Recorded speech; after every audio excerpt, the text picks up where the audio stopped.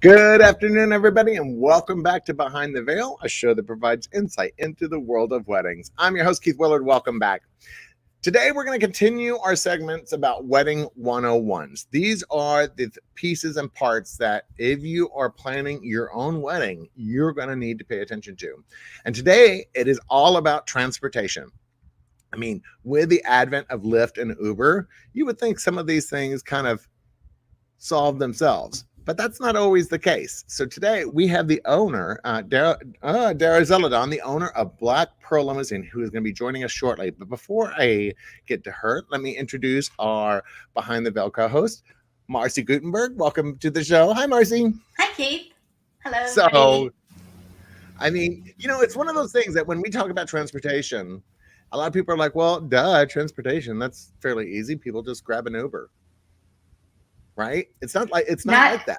No, it's definitely not like that, especially for your wedding. I mean, you want to make sure you're all set. Well, I wouldn't leave it to just Uber. Well, and especially now that there are more and more of these really, truly unique venues that are further out. Here in South Florida, we have some venues that are like near Homestead. And so if you're listening to our podcast elsewhere in the country, Homestead's like a 30 to 40 minute drive from like a typical hotel that you would put your guests up. I mean, that's a long drive to have people go on their own. Yes. Right. And when you're deep in the neck of the woods down in like deep in Miami, I just went down there last week and I haven't been there in a long time. I had to use my GPS because it's not, you do have to really know your way. I was a little late. Well, and it would be easier just to have somebody be able to drive you. And then, so that's that's why I don't want to drive. Darah, welcome to the show. Hi, Darah. Thank you. Hi, Marcy. Hi, Keith. Thanks for having me. Oh my goodness, it's so great to have you on the show. And you and I have known each other for many years, and even before I actually started my own business at when I was used to work for hotels. And you took over this company, what, in 2015? Yes. The end of 2015. I mean, no offense. Were you crazy? I don't know. It wasn't the first thing on my list, but it was something that made sense for me and my family. And the fact that my husband and I are raising 5 kids and we're always dealing with logistics and chaos and moving parts, we thought, hey, maybe a learning curve's not too long. Well, I mean, are your kids driving age? Yes. I have good. Of them that are driving age. Extra drivers. That's what we need. We all need that, I love underage labor. It's my favorite. Yes. You're like, hey, I put a roof over your head. Go drive these people. Thank you. Oh yeah. The one who drives is the one who first gets their license next is the one that has to do all the inconvenient schlepping of the siblings. Love it. So when you took over this business, I mean, that was in 2015. So that was about right around the time that Lyft and Uber were starting to kind of take off. I mean, let me take a step back. Actually, when I said, I'm going to get into somebody else's car and they're going to drive me somewhere. There's no way that's going to take off kind of year. And then, of course, 2 years later, everybody's using Uber. I mean, how has that changed? Well, no, you know what? I'm actually going to take a step back. Tell me a little bit about Black Pearl and about your company and some of the things that you're most proud of. Okay, thank you. Well, very proud that came into this company, and really it was a company that with depreciating sales, and the previous owner who started it was panicking about Uber and Lyft and started just price dumping to compete. And obviously when you're price dumping, you can't afford to deliver a first-class service because how are you going to fix the cars and maintain quality staff? So we came in and really cleaned it up and raised the prices and got rid of a lot of a certain clientele that's not really looking or values first-class service. Right. And, you can't be everything to all people all the time. So we got very clear about who we wanted to service. And in the 6 years that we have the business, I'm very proud of the relationships that I've made with people like you, Keith, and Marcy, and a lot of people in the industry of entertainment and events and venues, and just kind of found my niche. Black Pearl Limousine does everything from airport transfers to cruise port to events. But really the relationships that we've established with like our local frienders and community is what I'm most proud of, because a lot of companies operate with Google Ads and just tourists coming in and Googling quickly, and they don't even have any brand recognition. So to answer your question, finally, I would say the brand recognition and how it's become like the American Express, if you will, of car service. That's absolutely correct, because I have to tell you, every time I talk to one of my clients and I say, okay, I'm sending you to Black Pearl, we're not looking at some of these other companies, because every time I get on one of your vehicles, it's pristine, like pristine, nothing in the corners. There's no, I mean, it looks brand new. And that is, first impressions are everything when you're talking about weddings. And so if you have a group of people that you're taking to a brand new venue, and you're basically putting their safety into your hands, and they get on the bus and they see something that's degraded or dirty or stuff left over from the last event, immediately their experience drops, because you're their first moment into that experience. And I know that with your vehicles, my people are going to go on there and be like, oh, this is nice. Oh, look at how fancy our people are. Yay. And that's hard to do, keeping things clean over a long period of time. It sure is. And I appreciate you saying that, because we really hammer that into the drivers time and time again. And we tell them, if you walk into a hotel room and you see one hair on the bed as evidence that somebody else was in that room before you, you're grossed out. We want everyone to think of the cars in the same way.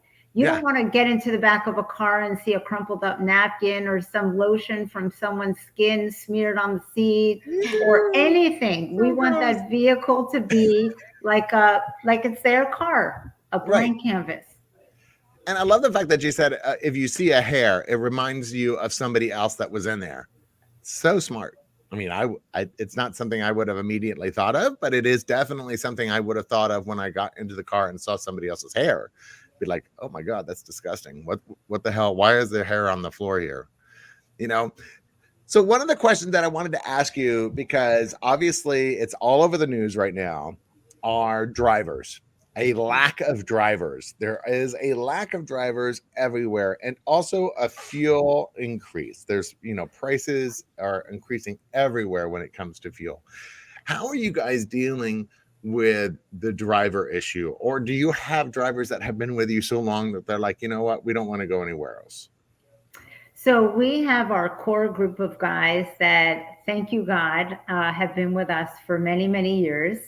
And we make sure we would rather keep it small as far as the full-time drivers and feed them very, very well, so we can keep them. And then we're very loyal to people that are loyal to us. We have a lot of part-time chauffeurs, and we have some great relationships with other affiliates, and we give the same people over and over and over again work. Right. So that's how we keep them hooked. And we tell them, you're carrying a label. Black Pearl Limo is a label that's a very high quality brand. So you're not going to be dealing with crazy drunk people vomiting all over the car, crazy situations that scare drivers and put them at risk and are dangerous at times. We don't take that type of clientele. Yeah, I don't think. I guess I'm out of the picture. I'm like, Brooke, thank you for joining us. Yeah, Brooke's like, I guess that takes me out of the running. Anyway, I just suck. Well, she just dropped me off, I guess. Sorry. Thanks for the ride. Well, and and that's actually kind of an important piece there to talk about. That the fact that you don't take just any client. There are rules and regulations that come along with your contract when trying to book you. And I feel like that is something that I think that people need to take into consideration when they're looking for a transportation company. You know, who has a good reputation, who has a good reputation of being on time? Because by the way, you're always early, which is, and I'm not saying, I don't want to give the impression that you're dramatically early, because that would be a waste of time and money. But I mean, you're always at least 5 minutes early on site. And I've never had you ever late, ever. Oh my God. Like that, I feel like that would be like, you know, stab me in the eye kind of moment for you if somebody was ever late. But that's what you pay for. You pay for that quality. You pay for that assurance that you don't have to sit there and call the driver 1,000 times over. Where are you? Where are you? I never had to do that. Well, our goal is people are paying good money to use our services. And there's a lot of options out there. There's taxis, there's Ubers, there's Lyfts, there's other car service companies. But if you're going to pay for something, we want to deliver a stress-free experience. And that's really what we aim to do, is make it as stress-free as possible, because the wedding clients have so much going on as it is. They're so stressed out about so many things, but we just want to kind of quietly do our thing and be one less thing for them to worry about. So that's our goal. What's your main client? Who is your number one client? And I don't need the kitschy answer like you are our number one client. I mean, who uses transportation services the most nowadays? Wow. I would say people that are very concerned about safety. So we have a lot of local affluent clients that safety, personal relationships, and peace of mind is their number one priority. They want to make sure that at 4 a.m, that car is going to be there. And now, since COVID, they want to be sure, you know, your drivers are vaccinated. Are they wearing masks? Are the cars sanitized? Now people are more picky than ever. So our number one client is someone that values what we offer. If somebody's just looking for price, or they don't care if it's a 1985 Toyota Tercel or whatever, taking them to the event or the airport, they're not our client. You know, we vet them just like they vet us. Right? You're bringing up some, you know, early college days for me. I'm just saying, 3 o'clock in the morning. I feel young again. Thank you. I'm like, there's some fuzzy memories back there, but if you have a group of people, if you have a group of people and you and they need to get from, like, let's say they're getting from the ceremony to the reception, or if it's a couple and they want a unique experience, what other kinds of transportation methods do you have besides this typical sedan? So we have clients, for example, I have a wedding client this upcoming weekend that she's a professional volleyball player and he's a professional athlete, and they can't fit in a sedan for their getaway car or their send-off car. So we're putting a beautiful Navigator for the two of them, a decked out black on black Lincoln Navigator. We have other clients that have their heart set on a 1958 vintage Rolls Royce or a 1959 Chevy Deluxe. All kinds of vintage cars. You know, it's more for the photo op, and we really glam it up. The drivers are amazing. They bring the red carpet, they roll it out, they open the door and make it a very, very nice, special experience, because it's all about experiences more than the driving. It's about the experience, and the chauffeur is the main performer in all of this. So the training of the chauffeurs is crucial. And we tell them all the time, you are more in the hospitality business and in the performing arts business than you are a driver. Anyone can be a driver, but to really be a driver / bartender / confidant / psychologist / whatever it is. I mean, it's like a chocolate hairdresser. I could tell you stories that you would roll over. You wouldn't believe the things my drivers have had to do, but that's for local clients that, they come back from a 2-week vacation. They're locked out of their house. hey, driver, can you crawl in through the window and open my front door? I mean, Oh my that's gosh. a trust factor that we're very proud of. And we have that. What year did So- I don't know if either of you know, but what year did What? the suicide doors come out? Do either of you know? Oh my God! Anybody? Seriously, did you just drop this show to a whole sad level? Are you talking? About- No. was No. like- mean, The like, doors what that is open, that? I'm they like, open what? outward. Oh, the outward. Are you talking? Yeah, the but airplane wait, doors. I thought the suicide doors open No, out. They opposite. open outward this way, not up, but Thank you. outward. Okay, you're talking about like the 1950 Chevys and stuff. That's right? what it Yeah. is. Yeah, Yes. the 1950 Chevys. Oh, and I hate the fact that people still call them suicide doors. I know. because that I don't just- know why I they mean, call it's them that. awful. I never understood that, but that's Yeah. what they call them. You know, how about That's what like that reminds me of. in the same? It's like anti-traffic doors. I don't know. Anyway, so yeah. So when did those really start to become popular again? Because I know that they went out of popularity for a really long time, and now they're kind of popular again for the big photos and Yes. even the fly doors. You see, Right. where the doors go upward. Right. I mean, Airplane doors, they call airplane doors. Are those all things that those kind of trends that you feel like you need to stay up with in order to stay competitive? Or is that just part of having a business? I think it's part of having a business. I mean, I don't have the biggest fleet, and you don't want that, because then you have months of low season when that fleet is sitting in a parking lot and depreciating, and guess what? The owners of the company can't keep up and maintain at a high level so many cars. So Right. I have very good relationships with affiliate partners that have all different types of vehicles that I don't have. So I have three types of business. I have my own vehicles and my own drivers that have been with me, and they drive the Black Pearl brand.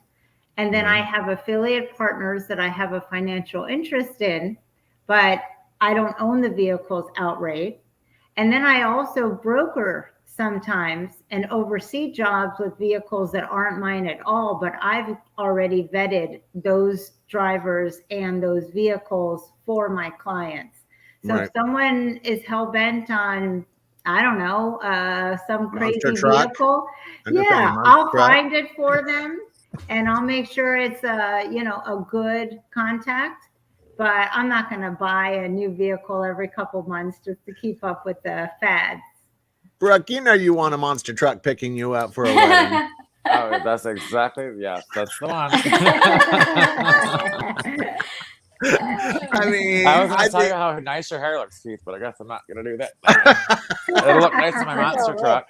I was actually kind of into it, like a monster truck picking me up, but one of the things that actually as if you're planning your wedding for the first time, there are things that you need to be concerned about, and safety and security and having a reputation is a big part of it. But what I really loved about when I spoke to you, I had, and I don't know if you remember this, but I had a client that was really into a white limo. She wanted a white stretch limo more than she wanted to, I think, to even get married.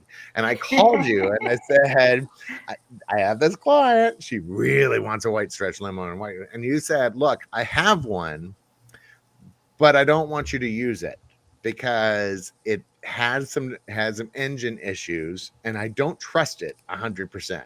So I'd rather tell you the truth versus booking you and then having something possibly happen.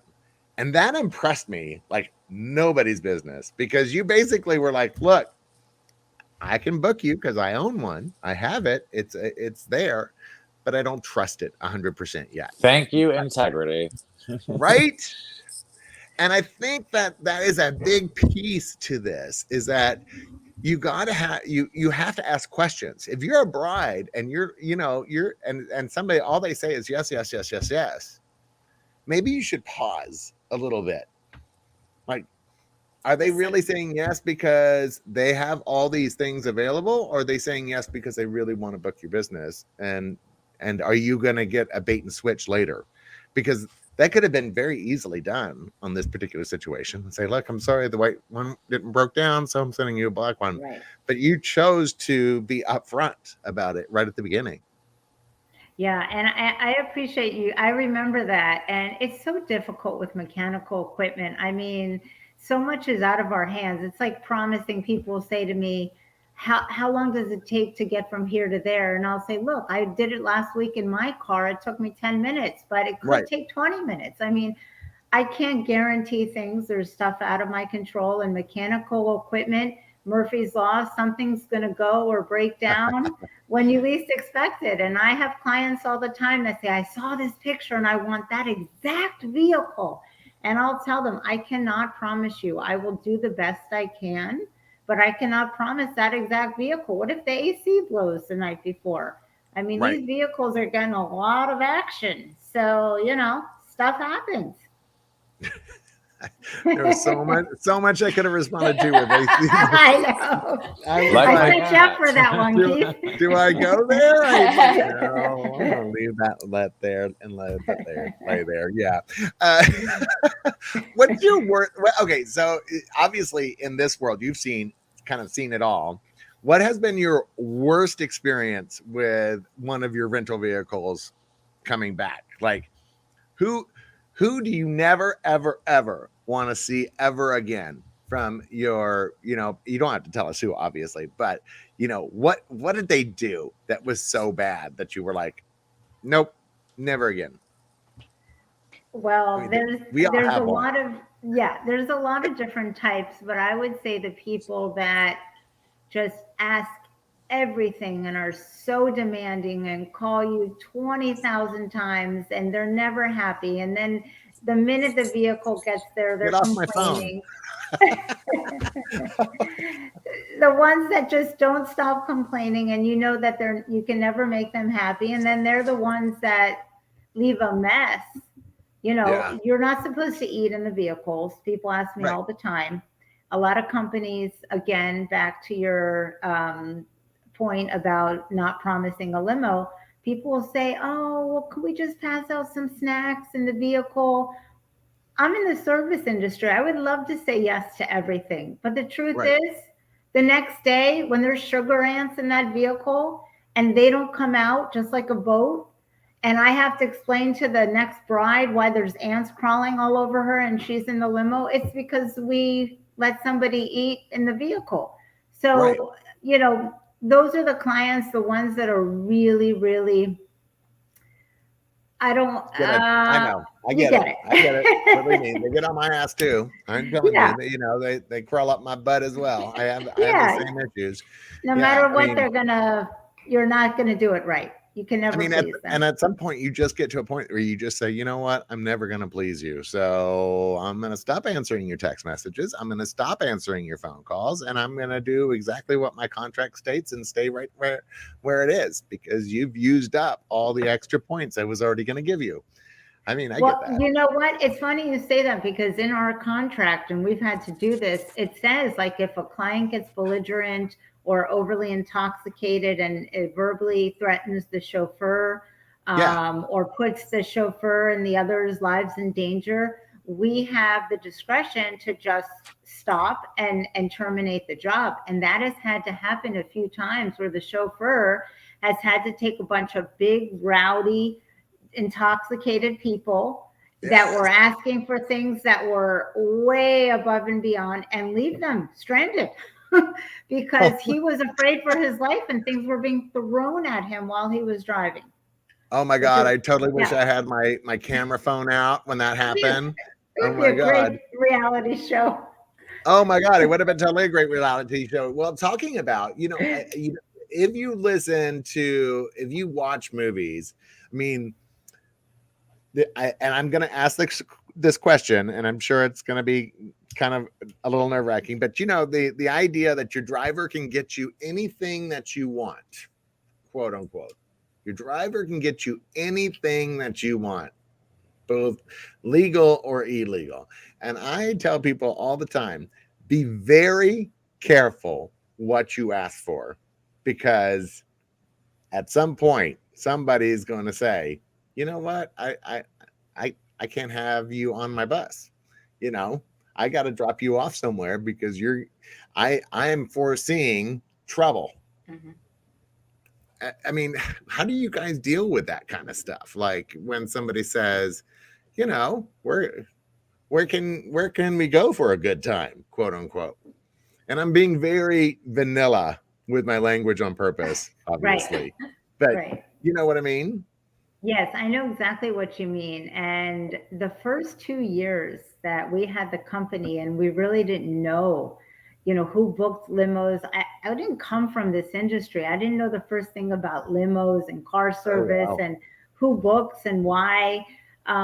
We had one incident after another and started creating a list of who we're not servicing anymore based on experiences, because you have to have the experience to know what's not working. Right. And we had people that, a group that would pay cash, and every 20 minutes, the driver's being asked to stop at a different house and quickly figured out what was going on. So little by little, we've had to weed out a lot of clients and pass up on lucrative jobs with people, flashing cash in our face. A guy that was on the run trying to avoid alimony. I mean, I could go on and on and on. So that's why I say, like, we really vet our clients just like they vet us. Right. And if it's somebody that I don't know, and it sounds crazy, but just like, you need to know who's going to be in the car with your drivers, because they could get assaulted. I mean, there's so many things that can happen. That's got to be one hell of a list on your wall. It's like hookers, check mark. Drugs, check mark. Yes. Running from alimony, check mark. Yeah. like these Out are of the towners with no credit card, only cash, check. I mean, these are the people that we cannot talk to or have a contract with. Oh my God. We've had clients that have come on to the drivers that have, we tell the drivers never, no matter what, go into a client's house, and unless it's an elderly couple and you're bringing luggage to the foyer, right. Because God forbid, then they make a claim that you did something to them. There's a lot of lonely people out there that sometimes they have money and they just want to have someone chauffeur them around and someone to talk to them. And there's a lot of people out there that are in bad situations and just want some company, put it that way. That's really interesting that you even say that. I mean, I would have never, like, that situation would have never entered my mind that you would have to deal with something like that in the transportation world.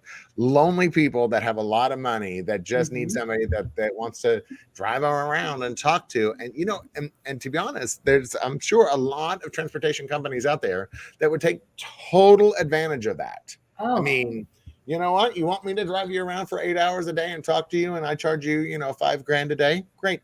Okay. We'll take your money. But is that ethical at the end of the day? God, that's a gray line. That's one of those, wow. I mean, I wouldn't know how to handle that personally. First of all, I don't want to talk to anybody for more than, 20, 30 minutes, I think. But but secondly, it's just a long time and it's almost feels like a scam on one level. I mean, talk about eye-opening experience. So you weren't in the event world before you bought this company? No, not at all. I mean, I was actually looking for work at FAU. I wanted to be an academic advisor. You'd be dealing with the same things. Yeah, exactly. Yes.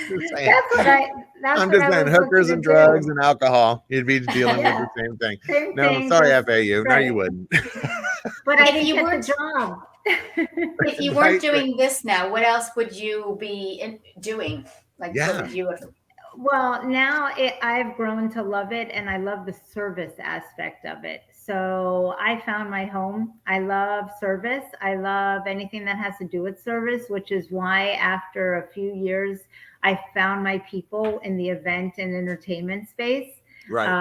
And a lot of future plans that are still in the works that I cannot reveal yet. I know you keep hinting to it. You keep hinting, and everything that I see, it's like, ask her. It was I'm superstitious. Soon to be unveiled. Soon to be unveiled. Pardon the pun. Just more in the service industry. I think that personal touch, that human connection, that relationship of knowing people know you and know what you like means so much to people, especially nowadays with so many options and everything is so automated. You know, we have clients that come in the car and we have in the customer notes, client likes the air on 65 degrees, doesn't want the driver discussing sports or politics, cold bottled water. We know all the little nuances, and the clients that are our clients are the ones that care about those nuances, and they care. Right. And they appreciate that somebody knows them well enough to respect that and provide that consistently over and over again. What would be a you know, if I was a bride and I'm starting to look for a transportation company, what would be some of the initial questions that you feel would be important for a bride to ask, you know, a transportation company? You know, obviously rate is always going to be one of them. After that, what are some of the kind of red flag questions that somebody could ask to help them differentiate, you know, somebody that they can trust versus somebody that they can't? That's an excellent question. They should ask, have you ever worked with this venue before? Are you familiar with my planner? Have you ever, you know, do you know, for example, we work a lot with the Addison and the Waterstone. And a lot of times people call me and say, oh, it's 5 minutes away. Like, we could just walk there, you know? And I'll say, yeah, yes. You know, they always try to, transportation's kind of the necessary evil, I find. People always wait till the last minute to book us after they've booked all of you guys and the, you know, the planner, the photographer, the catering, the venue, everything. And then they realize, okay, we got to book transportation, and they'll minimize so many things from the distance. And I'll say, yes, but there's a bridge that goes up and down 20 and 40 after every hour. That bridge has an 8 to 9 minute delay. So even though, yes, it's a 5-minute drive, add on the loading and the unloading and the bridge delay, and now you've got 45 minutes before that vehicle can turn around. So I would say logistics. Yeah. And I would say routing, and someone that has a good understanding of the big picture of how it works, because people will always say, oh, it's just across the street. I love that when people say that, you know, when they're looking at Google Maps and you're like, okay, you know, that's not a true, like a true idea of how far it is. It may only look like it's 5 minutes, but it ain't 5 minutes. I guarantee you, especially in South Florida, it ain't 5 minutes. So you want a company that can work with other vendors, you know, that has a relationship, that can talk to them, because a lot of transportation companies were born out of the taxi industry. A lot of owners come from, you know, the Northeast. So they're not so much service driven as dispatching and where you going and how many people. So, but you need that transportation company to have staff that can talk to your other vendors and read a timeline and know how to stage and know what's important. You know, if it's raining, if the awning is too low and the vehicle's too high and it can't clear it, there's so many details that even walking 50 yards in high heels for grandma is not going to cut it if, you know, the bus that's booked is too high. So well, and that actually came true. You know, I had you guys booked for an event in West Palm, and the driver is the one that said, FYI, that I'm not going to be able to get under that, but I have an alternative for you. And it worked out beautifully.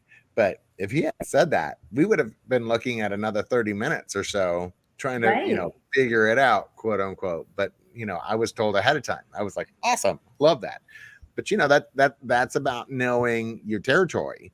Right. You know, and so talking about your territory, where does your territory really lie? How far north and south do you go? And I know that this is a local question. So for our international and national podcast listeners, you know, typically how far is your range? 200 miles? 150 I would miles? say from probably Stewart down to the Northern Keys is where we'll go. Mm-hmm. And then we have affiliates that, because we go to the shows every year, the international trade shows. So we meet face to face, a lot of the affiliates that have companies all over. So we can assist with, we did a huge medical convention several years in a row in Atlanta through our affiliates. And we're booked here, but we managed the whole thing from here that was taking place in Atlanta. So, but our immediate jurisdiction, I don't know if that's the word. That's pretty close, yeah. It's like the Tri-County area and a little kind of north and south of it. I mean, that's a long way. That's a broad area. Yeah.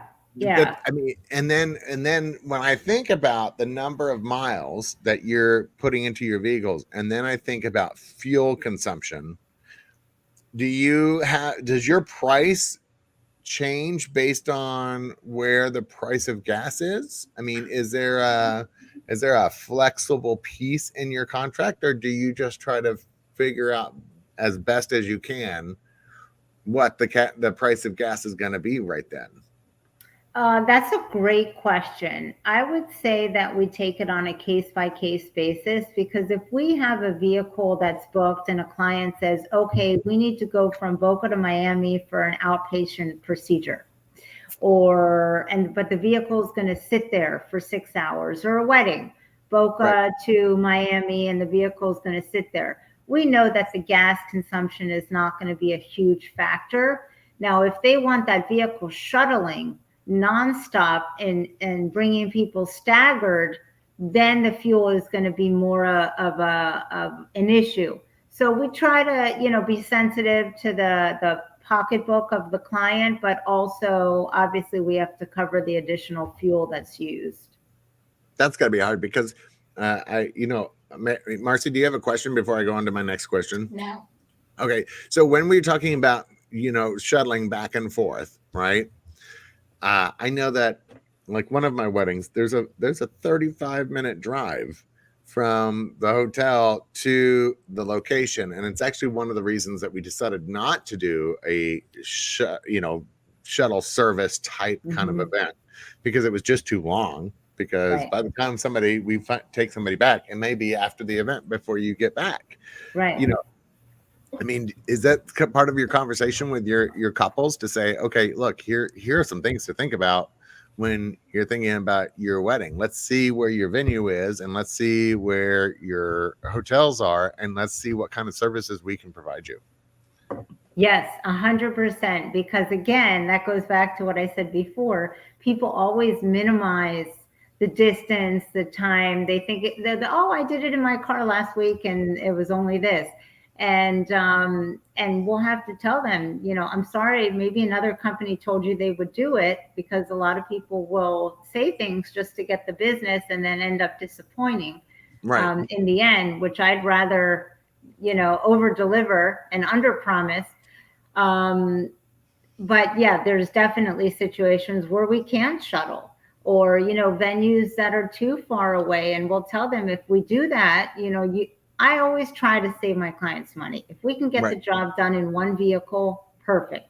If we need two because they want everyone to show up right on time, then we need two or more.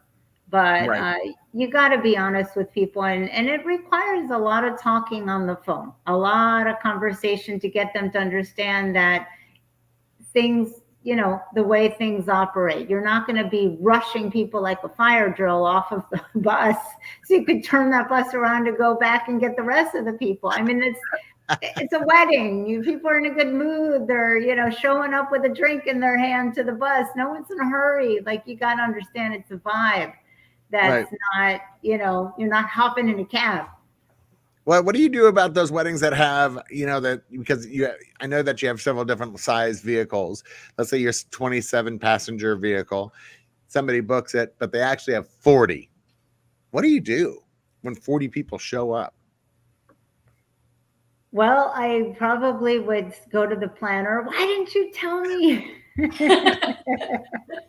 Well, but if it's a bride that doesn't have a planner, and maybe she didn't think about the fact that her aunts and uncles were all going to try to take advantage of the shuttle bus. I mean, how do you deal with that kind of on, like while on location, so to On speak. site. Yeah. Yeah. Well, you can't put more than the capacity in a vehicle, because God forbid, It's a a million safety issue. times, not only, safety, liability, God forbid something happens. I mean, come on, we're in South Florida where the driving is crazy.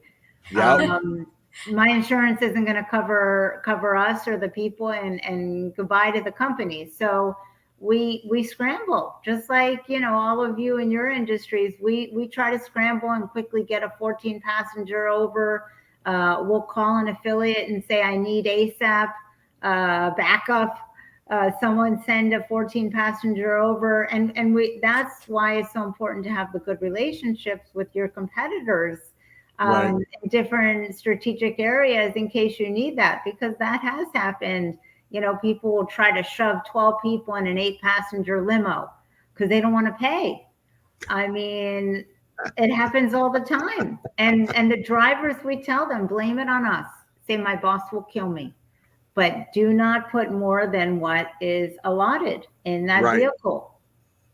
I think that, that's one of those things that, brides are like, we can get away with that. It's only 2 extra people. It's only 3 extra people. I mean, and I always feel like the Debbie Downer when I say, nope, sorry, nope, don't. If it's 8 people, it's 8 people. 8 people is 8 people. 8 people isn't 12 people, because you could have 8 people that are all 300 pounds, and that's going to be an issue on itself. So, let's not push it. And so I think that it has to be integrity throughout the business. I mean, you can't just be you yourself, be, forthright in what needs to happen. I think that you need to have planners and other professionals in the industry that also say, don't try to get away with that. Don't try to add an extra 2 people into the vehicle because they can sit on each other's laps. Right. It sounds cute. It sounds fun. If you're 22 and you're slightly intoxicated and you want to lay across people's laps, I get that. But when that car gets into an accident, it's not going to be so great. The fact that you were laying across people's laps. And unfortunately, on our end, we have to think about that kind of stuff. I mean, we have to think about the crap that could happen. Like, what is the worst case scenario? I mean, like right now I'm thinking about tents for the 23rd because we have a wedding that is partially outdoors. And I'm already thinking like, well, what happens if it rains? Right. I mean, it's not as bad as getting in a car accident, but still, it's that kind of thing. It's that same thought process. Contingency plans. Well, it's funny you say that. We just had a couple vehicles last weekend doing a job in Deerfield Beach. I don't want to mention the name of the hotel, but there was another vehicle that showed up there that was supposed to do a wedding, and we were doing a big bar mitzvah. Well, thank God we had a transportation concierge, because that's something we also include in our services when needed, that was on site, and saw that the concierge at the hotel just quickly tried to grab everyone from the lobby and load in one bus, didn't ask where they were going. And my concierge said, whoa, whoa, whoa, whoa, whoa, and climbed on the bus and said, your name's not Julio. You guys are not, where's this bus going? You're not going to the bar mitzvah, whatever. He had to take everybody off the bus and load them on our bus. Can you imagine if 40 people would have gone to a wedding instead of a bar mitzvah, and who knows where it was going? So, I mean, my first question is, do you have gifts? I'd be like, where's your envelope? Give me your envelope. And I'm like, is there steak at the wedding? Because I might get on the bus. Exactly. Maybe. Yeah, going. Yeah, Yeah. I'm on the bus. Who's got the better food? All right, I'm the girl that's going. We'll just go so there. You know. Which hotel, right? No, yeah, exactly. Which hotel were they going to? No, but seriously, like, who's got the better gifts? I'm gonna say the wedding, not the bar mitzvah. But those are the kind of stuff that you have to think about. And I think that when you're a bride that has never done an event before, and you're walking into this, a lot of this can feel so overwhelming. There's just so much to think about. It's like, well, how many people do I actually need for my vehicle? Right. And you have to be careful about the transportation companies that you talk to, because some will sell you the biggest thing that they've got. They'd say, well, just to be safe, you need our 60 passenger bus. On this big Saw me ass something I don't bus pulls up and 12 people get on it. I mean, it would feel like a waste, Empty. to be honest. Yeah. And it would, and it, and to me, if I was 12 people on a big ass bus, I'd be like going, well, Where's everybody else? where's everybody else? What aunt don't you like? Yeah. Well, no, exactly. Who Bye, all canceled Barbara. on this wedding? So I think that having somebody that you can speak to that is honest about the kind of services that they provide is a huge help. And sometimes, I tell people all the time, trust your gut. When you're talking to somebody, trust your gut. If you feel like you're being told a little something on the side that's not 100% truthful, then you're probably being told something that's not 100% truthful. Right. I mean, Absolutely.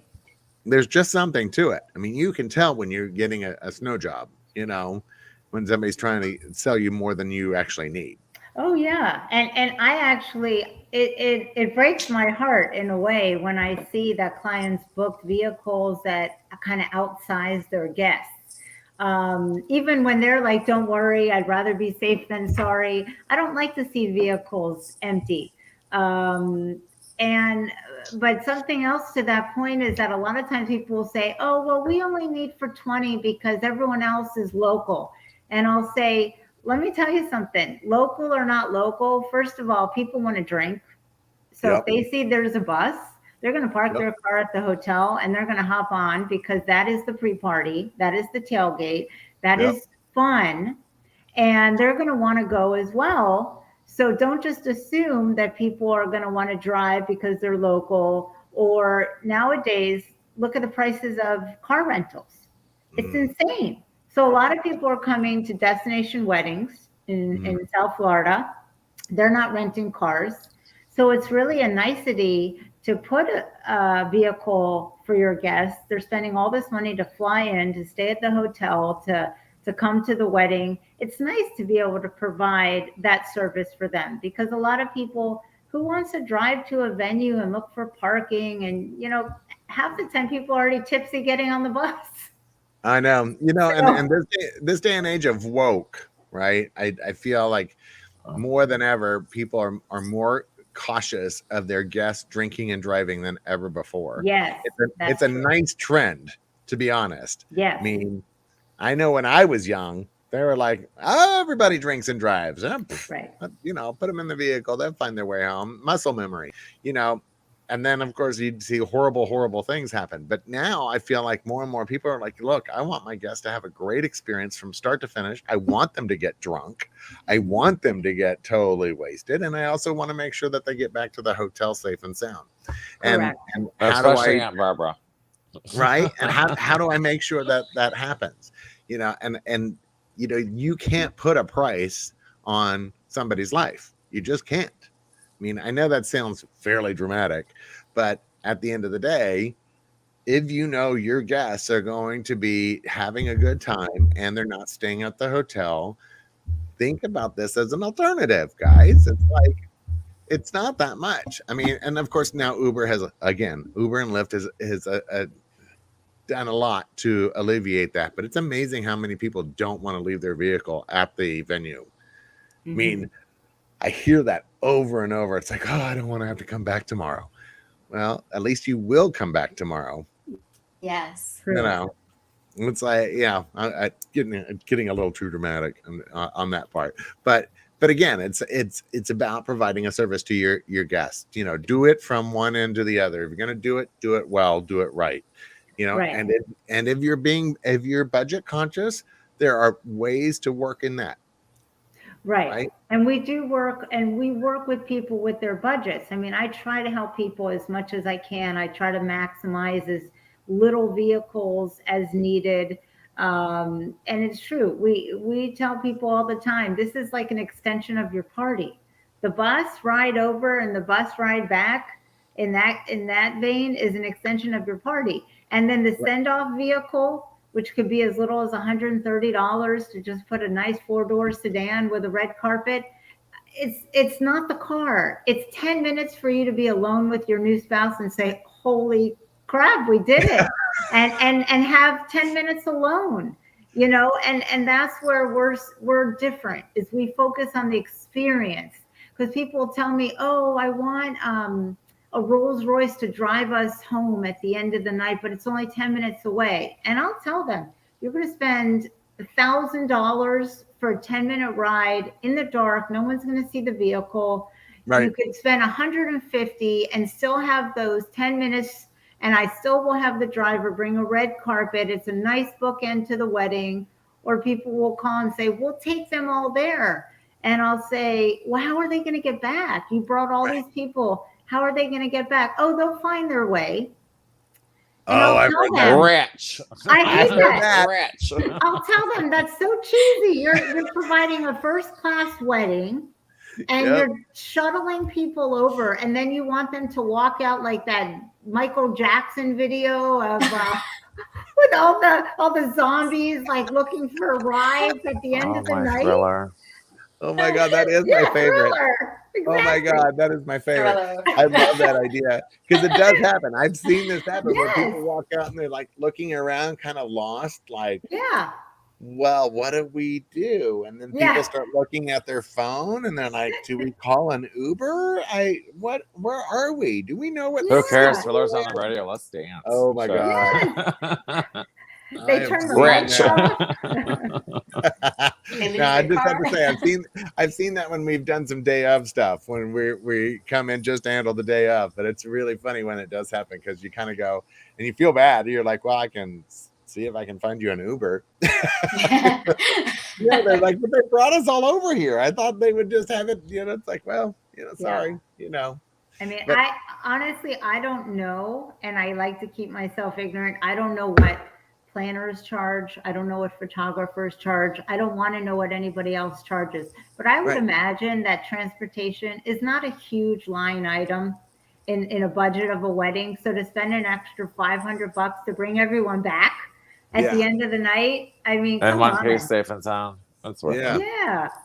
It really isn't. Transportation isn't what I would consider a budget buster, especially when you're talking about, and I tell people all the time, I'm like, look, you want to reduce your budget, reduce the number of people you're inviting. Oh my God. You don't need to invite all 180 people. Invite 120 and give them a much better experience. Make sure that 120 has the most amazing experience ever, or even 80. Sometimes Sarah from 6th grade does not need to come. Right? I'm just saying. Exactly. I don't understand the need to invite everybody you've met your entire life to your wedding. Are you going to care about them in 10 years when you look back and you go, who the hell is that in our photo? Who is that? Do you remember who that is? Oh, this is going to sound crazy because, Keith, what we do, I don't like people. I don't want that many people around me. Right. That I have to socialize with, that have to do with me. What we do is a different situation, but I'm good. Sarah from 6th grade, don't even remember her last name. So I'm good. Stay there. Yeah, we know her as Sarah from 6th grade. That's I already great. have a set of fucking Tiffany champagne glasses. I don't need 3. I'm good. Yeah, if you know their nickname quicker than their last name, probably not somebody that you should invite. Yeah, I get that. Just curse live on television all over the world. Whatever, I got my head on this, I still look pretty. Okay. Oh my God. Anyways.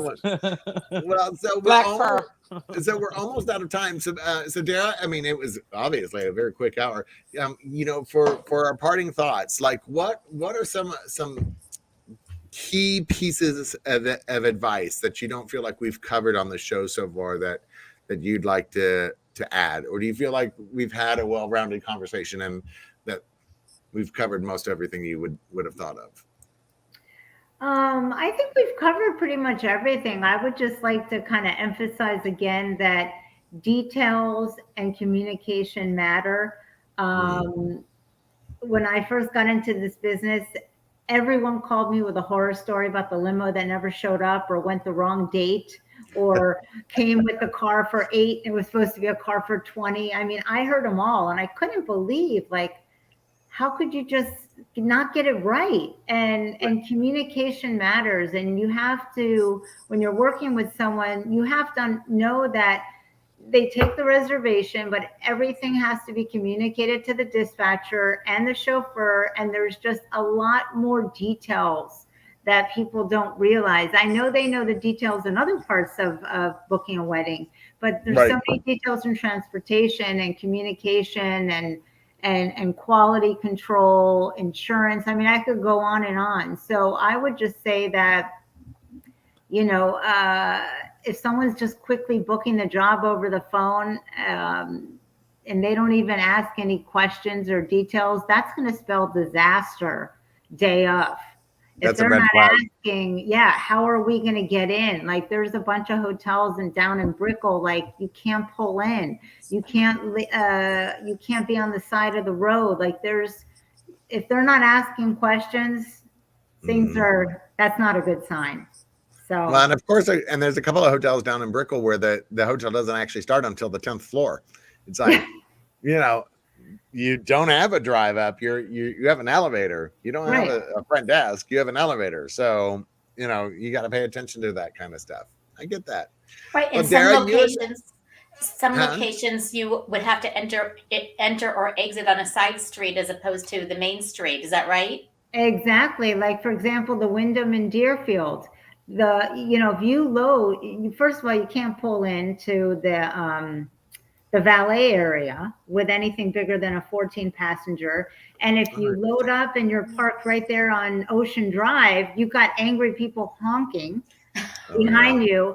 You don't want people walking out of the service area through the kitchen. I mean, these are like details you have to think about. If it's raining and they're walking on the side street, who has the umbrella? How are we going to keep people from getting wet? You know, we care about that stuff. So that's why I love what I do, because I like to obsess over all the details. Yeah, can we hop in the Hummer? Like, you know, don't be brave. You've been an absolute pleasure. I want to say thank you so much for being on Behind the Veil. We went over a bunch of things about transportation that I don't think a lot of people really, even talk about. And we didn't even get into road rage or any of the crazy people that are out just on the South Florida streets anyway. But honestly, I'm so excited to be one of the vendors that you work with, because I know that your product is a quality product and that people are always going to feel safe and they're always going to feel taken care of if they go through you. So thank you for being part of the show. Thank you so much for having me. Thank you so much. And Marcy Gutenberg with An Affair to Remember by Marcy. And of course, the always gorgeous Brooke Logan Stoner. That's our show today. For now, let's say goodbye. Bye. Goodbye. Bye.